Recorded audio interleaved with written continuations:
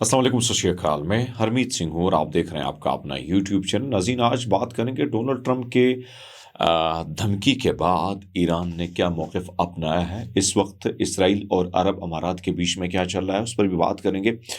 दीगर भी बहुत सारी ख़बरें हैं जो इस वीलॉग का हिस्सा हैं। सबसे पहले तो हम बात करते हैं, डोनाल्ड ट्रंप ने कल एक बात की। उन्होंने जो ट्रुथ सोशल है या उस पे जो उन्होंने मैसेज किया, उन्होंने जो पैगाम भेजा, उसमें उन्होंने कहा कि इत्तेहादी मुल्क और दीगर जो वहाँ पर जहाज़ फंसे हुए हैं, वो मुझसे ये बात कर रहे हैं कि आप अपने हुर्मस को खोल दें। और अपना हुर्मस में जो फंसे जहाज़ हैं, उनको खाना नहीं मिल रहा, उनके बड़े मुश्किलात हैं। और मैं ईरान को वार्न करता हूँ कि जब मैं ये खोलूँगा तो आपने अगर ऐसी कोई हरकत की तो फिर आपके लिए ये सब कुछ नुकसानदेह होगा। उसके बाद ईरान ने भरपूर जवाब दिया है। ईरान कहता है कि भाई साहब, आप अगर हमला आप कुछ भी करेंगे, स्ट्रेट होर्मस के हवाले से आप कुछ भी करेंगे, तो फिर याद रखिएगा आपको बड़ा सख्त तरीन किस्म का जवाब दिया जाएगा। दो तरफ की चीज़ें चल रही हैं दोस्तों। एक तरफ तो डोनाल्ड ट्रंप, हम देख रहे हैं कि इसको सेंटकॉम जो है उसको थोड़ा सा डिफरेंट, मैं जब देख रहा था कि मुख्तलिफ जो वहाँ पर अमेरिका में बैठे तज्ज़ियाकार हैं या दीगर जो अखबारात हैं, वो मुख्तलिफ किस्म की चीज़ें लिख रहे हैं। इस सारे मामले को ये लिखा जा रहा है कि आज शायद, यानी आज की रात बड़ी भयानक भी हो सकती है ईरान के लिए।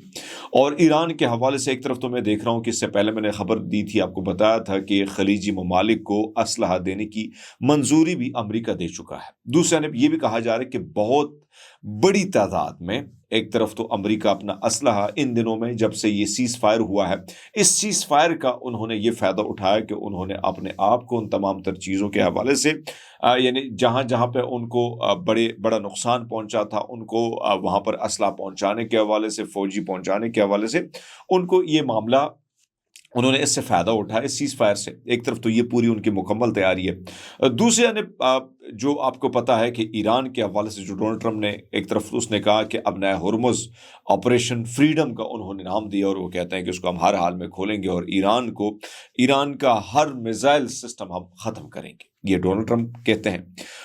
दूसरी जानब ईरान जो है इस सारी चीज़ों के हवाले से भरपूर तरीके से वो भाई साहब अपना जो है वो तैयारी कर चुका है, और उसको पता था, पहले से पता था कि ये सीज़ फायर सिर्फ वक्त गेन करने के लिए सब कुछ हो रहा है, और जैसे ही वक्त में ये अपनी सारी चीज़ें पूरी करेंगे, ये दोबारा हमलावर होंगे। तो ईरान पूरी तैयारी कर चुका है। आज रात बड़ी इंपॉर्टेंट है दोस्तों, मैं इससे पहले कोई और तज्ज़िया दे नहीं सकता, क्योंकि जितने भी अखबारात में अमेरिका के दीगर ममालिक के मैं पढ़ रहा हूँ, देख रहा हूँ, उसमें यही बातें आ रही हैं कि किसी भी वक्त, क्योंकि सेंटकॉम की जो मीटिंग हुई है उसमें भी बहुत सारी चीज़ों के हवाले से, क्योंकि इस वक्त अगर आप देखें, डोनाल्ड ट्रंप बुरी तरह परेशान है, क्योंकि वो एक फातह की तरह जाना चाहता है चीन। और चीन में आपको पता है कि मुख्तलिफ किस्म के उसके मीटिंग्स थी, उनका दौरा था, वो दौरा आहिस्ता आहिस्ता कैंसिल होता गया, मार्च, फरवरी, अब मई। तो अब ऐसे में वो चाहता है कि ईरान के साथ एक ऐसी मुठभेड़ हो जिसके बाद वो फातेह होकर ईरान में जाएं, यानी चाइना में जाएं, ताकि जाहिर बात है चाइना का जो इस वक्त एक पावर सेक्टर है या जो उनका पावर है, तो उसके सामने ये अपने आप को हल्का ना महसूस कराएं कि भाई साहब हम जंग जीत के मैं आ चुका हूँ। ऑलरेडी डोनाल्ड ट्रंप के खिलाफ आवाज़ें अमेरिका के अंदर भी उठ रही हैं, तो डोनाल्ड ट्रंप पर इस वक्त बड़ा ज़्यादा दबाव पाया जा रहा है। दूसरी जानब आपको मैं बताता चलूँ कि एक तरफ तो डोनाल्ड ट्रंप की ये खबर, दूसरी जानब ये खबर आई है, यानी इन्होंने कहा है कि खलीज फारिस में जो जहाज़ फंसे हैं उनको निकालने में। लेकिन अब एक चीज़ मैं अभी देख रहा था, एक अखबार देख रहा था, उसमें एक और चीज़ लिखी थी। उसमें ये लिखा था कि भाई साहब, ये डोनाल्ड ट्रंप ने जो ऐलान किया ना कि जहाज़ों को कैसे निकाला जाएगा, अब यहाँ पर भी एक बहुत बड़ा यू टर्न आया हुआ है। और ये अखबार लिखता है कि खलीज फारिस में यूनाइटेड स्टेट जो जहाज़ फंसे, यूनाइटेड स्टेट निकालने में मदद तो करेगा, मगर उनकी जंगी जहाज़ों के ज़रिए बाकायदा स्टेट नेवी सिक्योरिटी स्क्वाड शामिल नहीं होगा, यानी वो हेल्प करेगा। इसमें आगे क्या लिखा है, वो कहता है कि इसके बजाय अमरीकी जहाज़ों को महफूज रास्तों के बारे में रहनुमाई फराहम करेगा, अपने हॉर्मस से गुजरने के लिए मालूमात शेयर करेगा, और शिपिंग व इंश्योरेंस कंपनियों के साथ राब्ता रखेगा। यानी एक इंफॉर्मेशन शेयरिंग और सिफारती कोऑर्डिनेशन मिशन होगा, ना कि रिवायती फौजी तहफ़्फ़ुज़ होगा। यानी मैं आपको बताता चलूँ कि डोनाल्ड ट्रंप का ये बयान है, ये वॉल स्ट्रीट जर्नल का जनरल की रिपोर्ट है, उसने ये कोट किया है। जैसे डोनाल्ड ट्रंप ने जब ये धमकी दी है तो उसने कहा ये ऐसा नहीं है कि अमरीकी अंदर घुसेंगे, सबको चीर फाड़ देंगे, अपने हॉर्मस को खोल देंगे और वहां से क्या होगा कि भाई साहब वहां पर उन जहाज़ों को आज़ाद, नहीं ऐसा नहीं है। वो कहते हैं वो सिर्फ शेयरिंग केयरिंग वगैरह ड्रामा है, वही करेगा। इसके बाद ईरान ने भी तो सूरत हाल आपके सब वो वाजह कर चुका है कि अगर अमेरिका ने इस मामले में हद से ज़्यादा मदाखलत की कोशिश की, ये वॉल स्ट्रीट जर्नल भी लिख रहा है कि जंगबंदी के खिलाफ वर्जी समझा जाएगा और फिर हम अपना भरपूर जवाब देंगे। दूसरे ने मुख्तलिफ तजज़ियाकार ये कहते हैं कि डोनाल्ड ट्रंप बार बार ईरान को उकसा रहा है दोबारा जंग में आने के लिए, और शायद ये जंग फिर बड़ा भयानक इसका मामला हो, क्योंकि एक तरफ तो अमेरिका की भारी भरकम जो जहाज़ हैं, दीगर चीज़ें हैं, वो पहुंच चुकी है खलीजी ममालिक। फिर ये भी कहा जा रहा है कि ईरान भी पूरी तैयारी जो है समंदर के अंदर कर चुका है। तो यकीनन ये एक बहुत बड़ी भयानक होगी, और ऐसा लगता है कि शायद वियतनाम में जो जंग हुई थी और फिर अमेरिका 58,000 से ज्यादा सिपाही अपने हलाक करके भाग गया था, तो मुझे ऐसा लगता है कि शायद ये उससे ज्यादा भयानक जंग होगी, अगर होगी तो। आपको बताते चलें कि दो सिक्योरिटी वाकयात पेश आए अभी, और ये आए हैं फजीरा में। तकरीबन 78 नॉटिकल मील शुमाल में सफ़र करने वाले एक ऑयल टैंकर को नामालूम प्रोजेक्टाइल से निशाना बनाया गया। दूसरा वाक़या ईरान के शहर सिरिक के मगरब में तकरीबन 11 नॉटिकल मील के फासले पर एक बल्क कैरियर जहाज़ के करीब कई छोटी कश्तियों ने आकर हमले करने की कोशिश की।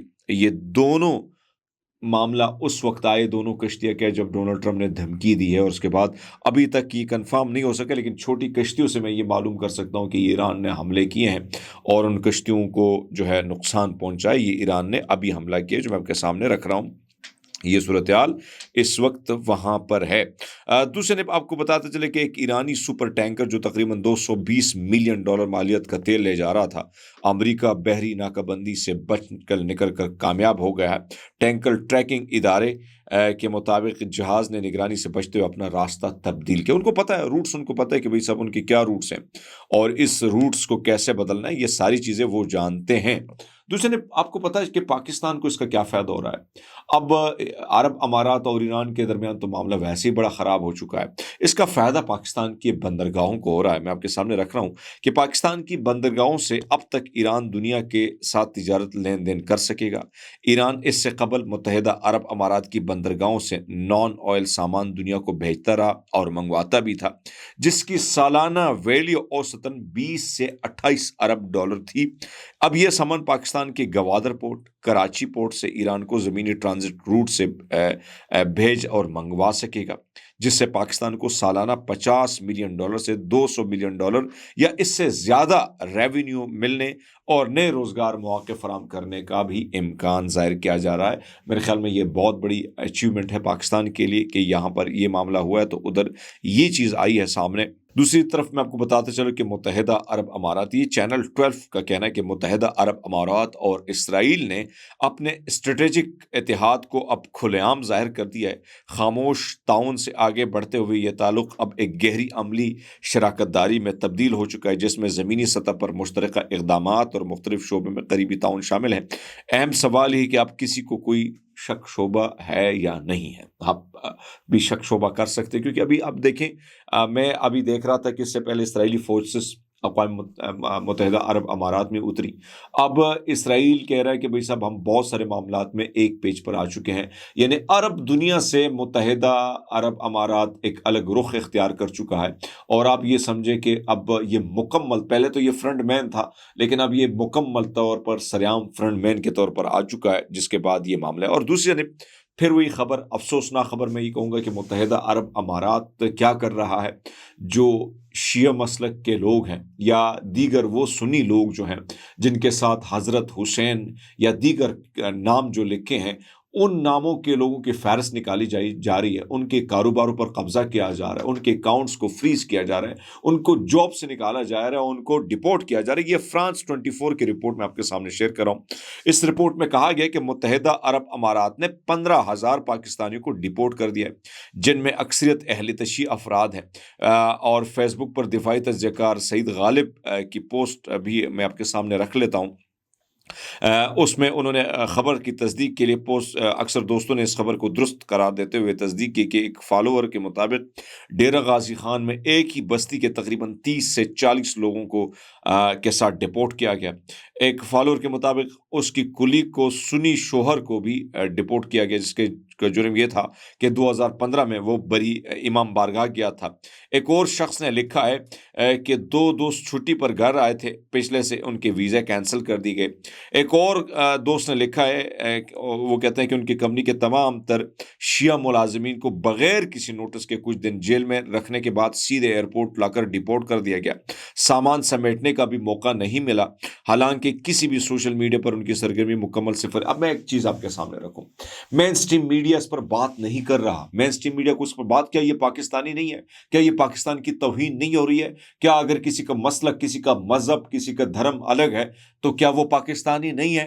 اگر اس کے ساتھ اس قسم کا سلوک بغیر کسی جواز کے آپ اس کے ساتھ یہ اس قسم کا سلوک کر رہے ہیں تو پاکستان کو چاہیے نا اس پہ نوٹس لے۔ بار بار پارلیمان میں یہ بات اٹھائی گئی کہ وہاں پر پاکستانیوں کے ساتھ یہ ہو رہا ہے۔ میرے دفتر میں کئی لوگ آئے، انہوں نے ہمیں بھی شکایت لگائی کہ بھئی ہمیں اس قسم سے بڑے بڑے بزنس مینوں کو وہاں سے نکالا گیا، بہت سارے لوگ ابھی بھی وہاں پہ پڑے ہوئے ہیں جن کے پاس کرایہ نہیں ہے۔ تو ایک طرف تو یہ سچویشن ہے جس پر پاکستانی حکومت کو خاموشی نہیں اختیار کرنی چاہیے، چاہے وہ شیعہ ہے، چاہے وہ سنی ہے، چاہے وہ سکھ ہے، چاہے وہ ہندو ہے، جس کو غلط طریقے سے بغیر نوٹس دیے ہوئے آپ جاب سے نکالیں، اس کے اکاؤنٹ فریز کریں، بغیر اس کو سامان جو ہے اس کا وہ سمیٹے ہوئے آپ اس کو جیل میں ڈالیں، یہ نہیں پتا کہ کب کسی بیوی کو اٹھا دیا، کسی کے بھائی کو اٹھا دیا۔ تو یہ سلسلہ جو ہے اب یہ روکنا چاہیے، کم سے کم پاکستان کو اس پر آواز اٹھانی چاہیے۔ ہمیں پتہ ہے کہ متحدہ عرب امارات اب اسرائیل کا سہولت کار سرعام بن چکا ہے، کھلے عام آ چکا ہے اور سرعام اس کی سہولت کاری کر رہا ہے، لیکن کم سے کم یہ طریقہ کار نہیں ہوتا جس طریقے سے متحدہ عرب امارات پاکستانیوں کے ساتھ یہ سب کچھ کر رہا ہے۔ دوسرے جانب آپ کو بتاتے چلے کہ عمران خان کے حوالے سے عدالتوں سے عموماً مایوسی مل رہی ہے، اور عدالتوں کے حوالے سے میں اگر کہوں کہ عمران خان کے ساتھ جو کچھ ہو رہا ہے وہ آپ کے سامنے ہے۔ عدالتوں میں کس طریقے سے کیسز لگتے ہیں اور کس طریقے سے اس کی جو پیروی ہوتی ہے، کس طریقے سے کیسز کی سماعت کو رکوایا جاتا ہے، کس طریقے سے سماعتیں ڈیلے کی جا رہی ہیں، وہ آپ کو پتہ ہے۔ عمران خان اس وقت 1000 سے اوپر اس کے دن جیل میں ہو چکے ہیں، اور میں اگر کہوں کہ عمران خان کو انتہائی ایسے حالات میں رکھا ہے کہ پاکستان کی تاریخ میں کسی سیاستدان کو اتنے برے حالات میں نہیں رکھا گیا ہوگا جو اس وقت عمران خان کی پوزیشن ہے، ان کے حالات ہیں۔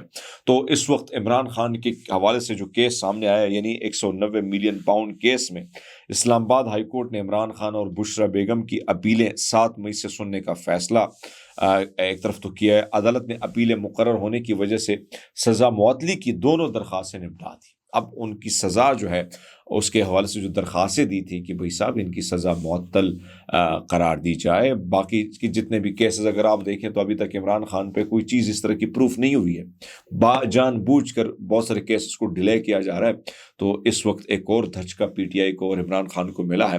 یقیناً میں یہی کہوں گا کہ اس وقت جو ملک میں نظام میں جو کچھ ہو رہا ہے اس کا نقصان ہو رہا ہے ملک کو، ملک میں انویسٹمنٹ نہیں آ رہی، ملک تباہی کی طرف جا رہا ہے۔ ملک میں اس قسم کا یہ جو انا اور ضدیں ہم نے دلوں میں پالی ہے نا، اس کا نقصان ہوگا، ملک کو ہوگا۔ یہ جو ٹکراؤ کی سیاست ہے نا دوستو، اتنی بڑی جماعت اور اس کے بڑے مقبول لیڈر کو اس طریقے سے جیل میں ڈالنا بغیر کسی چیزوں کے حوالے سے، آپ کو پتہ ہے کہ اس وقت کس قسم کی سزا عمران خان کو دی جا رہی ہے، آپ کو پتہ ہے۔ لیکن خدا نہ خواستہ عمران خان کو جیل میں کچھ ہوتا ہے تو اس کا بہت بڑا نقصان ہوگا، اور یہ نقصان پاکستان کو ہوگا۔ کسی کی انا، کسی کی ضد، کسی کی اس کو تسکین تو پہنچ سکتی ہے، لیکن پاکستان کی بقا کو نقصان ہوگا دوستوں، کیونکہ آلریڈی یہ چیزیں ہم بھگت چکے ہیں، اور دوبارہ اگر اس قسم کی پالیٹکس ہوتی ہے تو یقیناً یہ انتہائی ٹکراؤ کی جو سیاست ہے یہ ملک کو نقصان دے گی دوست۔